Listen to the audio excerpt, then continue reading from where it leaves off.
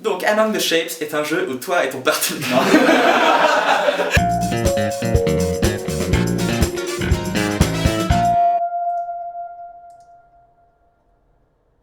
1, 2, 3, 4. Bonjour à toutes et à tous, c'est toujours Eliatipo, et qui que vous soyez, je vous souhaite la bienvenue dans le second Daily 16. Il ne fait pas beau, il ne fait pas chaud, mais toutes ces futilités n'empêchent pas la Terre de tourner, ni la Game Jam de commencer. Et puisqu'on en parle, le sujet est tombé. Et c'est une vidéo.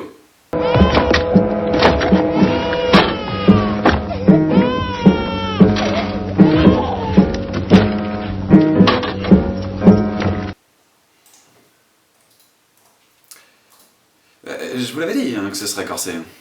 Bref, et en réaction à cette annonce pour le moins surprenante, la totalité de l'équipe s'est réunie afin de réfléchir ensemble sur les inspirations de départ du projet.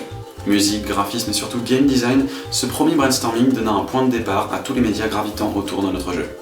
Et en parlant de ça, je vais maintenant laisser la place à Ryan Hervé pour vous parler plus en détail du game design. Bonjour, Among the Shapes est un jeu dans lequel vous et votre partenaire traversez le terrain afin d'atteindre des checkpoints qui vous rapportent du score. Toutefois, pour cela, il faut éviter les différentes âmes défuntes qui traversent le terrain de façon perpétuelle. Faites attention, ils sont de plus en plus nombreux, et en plus, leur contact est létal. Vous vous demandez donc de quoi ont l'air ces âmes et ce terrain? Eh bien, Lucas Princé va vous en parler. Hey, salut toi! En ce qui concerne le côté graphique, je suis parti sur quelque chose de vaste, épuré, blanc, très lumineux, car ce sont les images que j'avais en tête lorsqu'on a brainstormé tous ensemble avec l'équipe. L'atmosphère qui est avec met en scène des personnages qui doivent éviter des âmes errantes dans une terre désolée, un peu lunaire, pour se rejoindre dans des sanctuaires, et ainsi gagner des points. Mais une image vaut bien plus qu'un long discours. Je vous renvoie donc vers le Tumblr qui contient moult illustrations et concept art, qui vaut donc moult plus que de nombreux longs discours. Je vous renvoie à présent vers Elliot qui va vous parler de la musique.